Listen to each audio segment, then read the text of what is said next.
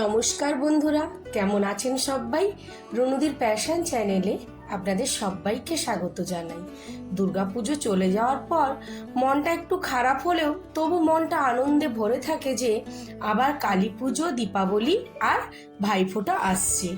এই কালী পুজো দীপাবলিতে লাইট দিয়ে সবাই তাদের বাড়িটা কি সুন্দর করে সাজায়। তাই আমাদেরও বাড়িটা খুব সুন্দর করে ভাই, আমার ছেলে, ওরা দুজনে মিলে সাজিয়েছে। কি সুন্দর লাগছে দেখুন, মন্দিরটাকেও এত সুন্দর লাইটিং করেছে।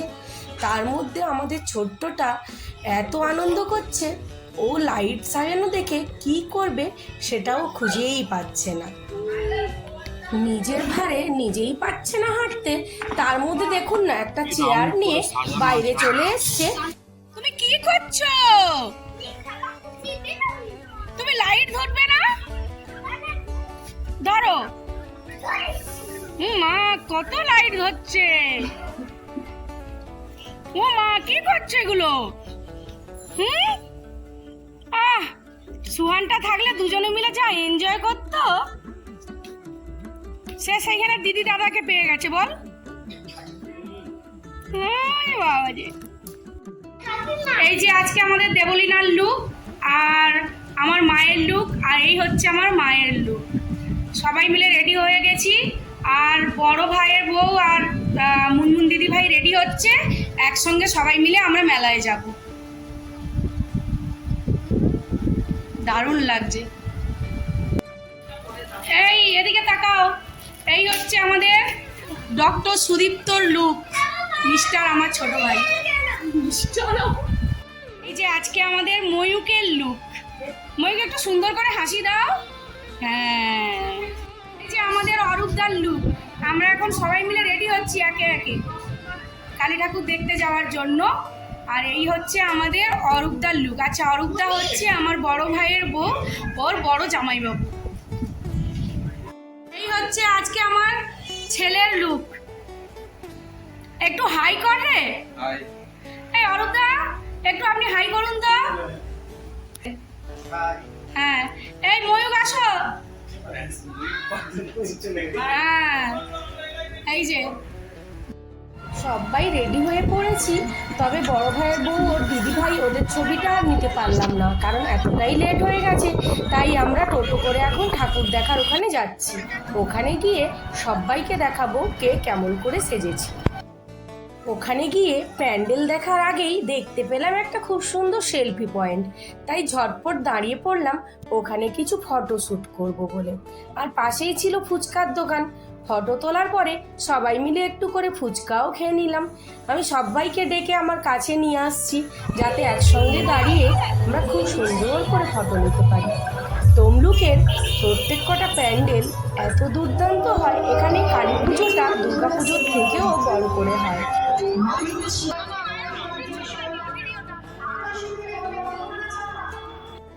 কি সুন্দর সুন্দর লাইটিংও হয়েছে দেখুন। লাইটিংগুলো এত সুন্দর হয়েছে যে দেখলেই মনটা ভরে যায়। যাই হোক, এখন আমরা তমলুকের বিখ্যাত প্যান্ডেল 5 স্টারের কাছে পৌঁছে গেলাম। 5 স্টার এবার আবার খুব ভালো নিয়ম করে, এবারে কাউকেই এত সুন্দর খোলা প্যান্ডেল বানিয়েছিল যে দূর থেকেই সবাই দাঁড়িয়ে ঠাকুর দেখতে পারবে। আর আমরা চলে এলাম তারপরে একটা নিরামিষ দোকানে। এখানে পনির কাবাব আর পনির পিজা বানানো হচ্ছিল। ভাই আমাদের জন্য পনির কাবাব নিয়েছিল, দুর্দান্ত টেস্ট হয়েছিল। কিন্তু যাই হোক, এই খাবার খেতে খেতে আমরা এখন ঠাকুর দেখতে আবার শুরু করে দিলাম। এই গল্পটা বলতে বলতে থেমে গেলাম। ছোটবেলায় আমরা খুব সুন্দর করে কালী পুজো করতাম। অনেক দিন যাবৎ আমরা এই কালী পুজোটা করেছি। তারপরে আমাদের বাড়িতে একটা দুর্ঘটনা হওয়ায় আমাদের সেই পুজোটা বন্ধ হয়ে যায়। এখন আমরা কালী পুজোর দিন, কালী পুজোর পরের দিন, ভাইফোঁটা সব দিনই ঘুরে ঘুরে ঠাকুর দেখি। আর এই 3 দিন 4 দিন সারা রাত লোকে ঠাকুর দেখে, মেলায় ঘোরে, আনন্দ করে, খাওয়া দাওয়া করে। বোঝাই যায় না যে আমরা রাতে ঘুরছি না দিনের বেলায় ঘুরছি। আর লাইটিংয়ের কাজগুলো এত সুন্দর, কি আর বলবো, আপনারা সবাই দেখলেই বুঝতে পারবেন। তবে চন্দননগরের জগদ্ধাত্রী পুজোটাও এত বিখ্যাত হয়, ওই প্যান্ডেলটা আপনাদের আমি একবার দেখাবো। প্রত্যেক কটা ঠাকুর এত বড় বড় হয় যে 35 ফুট, 32 ফুট, 30 ফুটের নিচে কোনো ঠাকুরই হয় না। আর প্রত্যেকটা মাকে খুব সুন্দর করে সোনা দিয়ে সাজানো হয়। আমাদের ফ্ল্যাটের তলাতেও একটা খুব সুন্দর জগদ্ধাত্রী পুজো হয়, তবে এই বছর আমি থাকতে পারিনি, আমাকে চলে আসতে হয়েছিল, যেহেতু মেয়ের কলেজ খুলে গেছে আর হাজব্যান্ডেরও ছুটি নেই, তাই আর কতদিন থাকবো, তো এখানে চলে এসেছি। আমাদের ছোটোটার কাণ্ড কারখানাগুলো দেখাবো মেলার মধ্যে। ও যদিও তেমন কিছু বায়না করেনি, শুধু বলছিল ওকে একটু মাশরুম পকোড়া কিনে দিতে হবে। আর মাশরুম পকোড়া কিনে দেওয়ার পর ও কিভাবে চলছিল প্যান্ডেলগুলো দেখে নেওয়ার পরই আপনাদেরকে সেই ভিডিও আমি দেখাবো। এখানে প্রত্যেকটা প্যান্ডেলে বিভিন্ন ধরনের অনুষ্ঠান চলছে। যেহেতু কপিরাইটের ব্যাপার থাকে, গানগুলো আর দেওয়া যায় না, তাই আমি ভয়েস রেকর্ড দিচ্ছি, কারণ ওখানে তো সব প্যান্ডেলই খুব সুন্দর সুন্দর গান বাজছিল, গানগুলোতে যেহেতু দিতে পারবো না। আর গানের সাথে সাথে এত সুন্দর নাচ হচ্ছিল, একটা 3-3.5 বছরের মেয়ে এত দুর্দান্ত ড্যান্স করছিল। ওই গানটা আমার একটুও মিউট করার ইচ্ছে ছিল না, কিন্তু কপিরাইট এসে যাবে, আপনাদের সঙ্গে পুরো ভিডিওটা শেয়ার করতে পারবো না বলে আমি তাই ওই গানটাকেও মিউট করতে বাধ্য হলাম। প্যান্ডেলের ভেতরগুলো এত সুন্দর করে সাজিয়েছে, দেখুন কি ভালো লাগছে না? আমরা তাই করেছি, একটা ভিআইপি কার্ড দেখিয়ে 5 জন। ও এটা প্লে করছে, আরে এইটা সেই মামা, হ্যাঁ ওরকম ভিডিও না, এর মধ্যে প্রজেক্টর আছে, সেই একটা গোল কালারের থাকে না, যেটা অ্যাড দিচ্ছিল কয়েকদিন আগে, আমরা কোল্ড ড্রিঙ্কস দিচ্ছি। এই কোল্ড ড্রিঙ্কস গুলোকে পাস করো কেন? বলি সামনে ধরাই দিয়েছিস, এরকমই কুলার টুলার দেওয়া দরকার।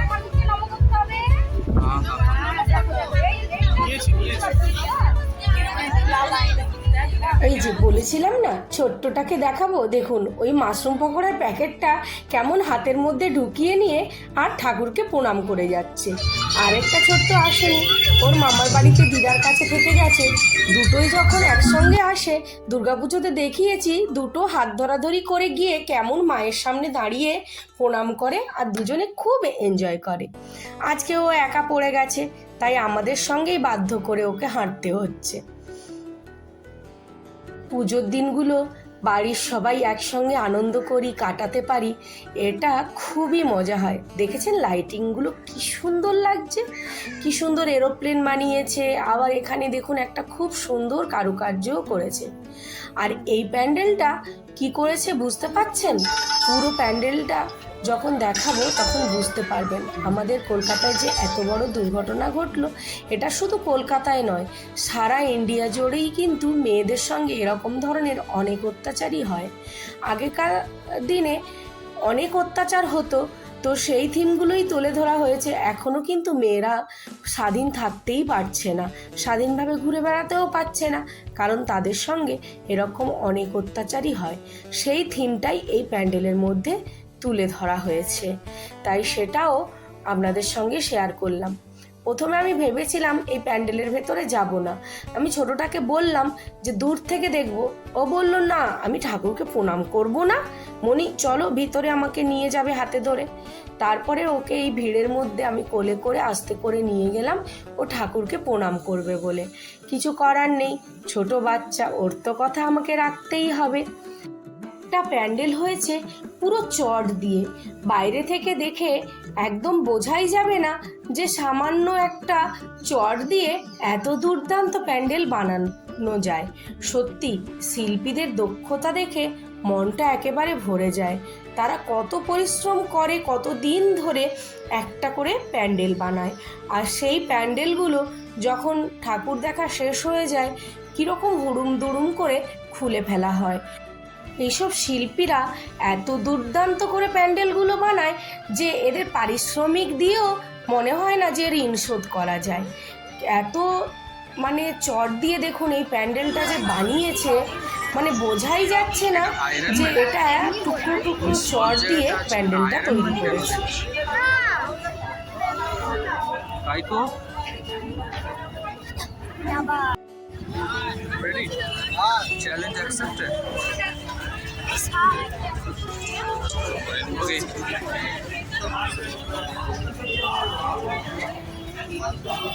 কে কটা ফুচকা খাবে সেই চ্যালেঞ্জ এখন চলছে। দেখেছেন যে বাচ্চা মেয়েটার কথা বলেছিলাম, হার্টেলি 3 থেকে 3.5 বছর বয়স হবে, কি দুর্দান্ত নাচ করছে। ওর গানটা আমার একটুও মিউট করার ইচ্ছে ছিল না, কিন্তু কপিরাইটের ভয়ে গানটাকে মিউট করতে আমি বাধ্য হলাম। তারপরে মেলার মধ্যে আরও একটা কাণ্ড ঘটেছে জানেন, আমাদের অরূপদা একটা মানি পার্স কুড়িয়ে পেয়েছে। কিন্তু আমরা যখন মানি পার্সটা দেখলাম তার মধ্যে একটা বাচ্চা ছেলে ডকুমেন্টস।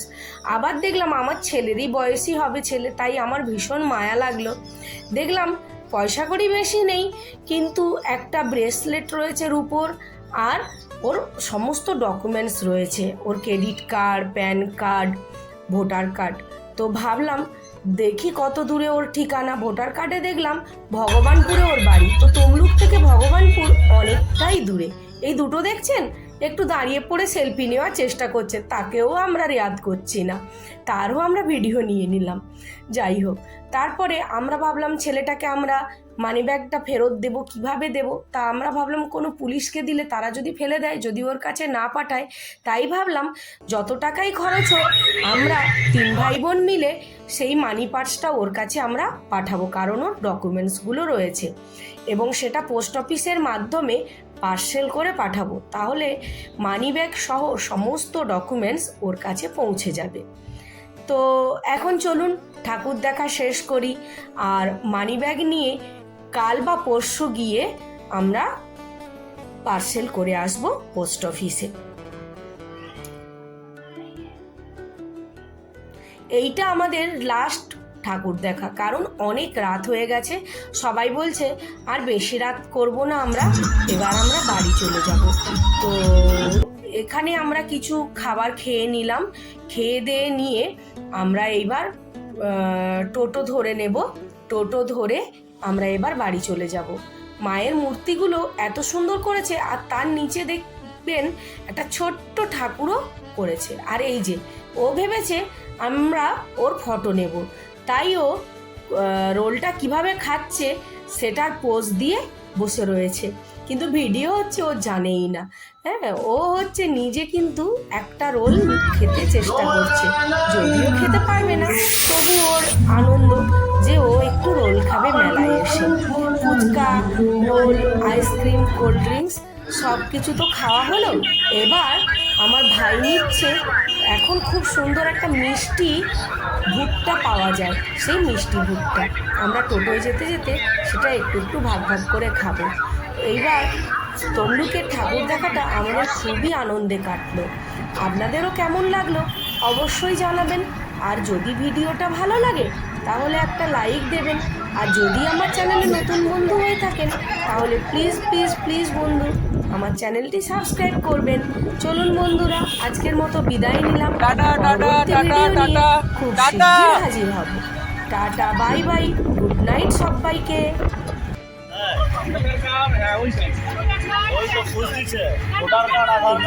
এই টোটোতে আমার ওকে নিয়ে আলোচনা চলছে যে ওর মানিব্যাগে কী কী ছিল, সেই টোটোওয়ালাটা যেহেতু আমাদের বাড়ির কাছে, ওকে তাই সব গল্প করা হচ্ছে।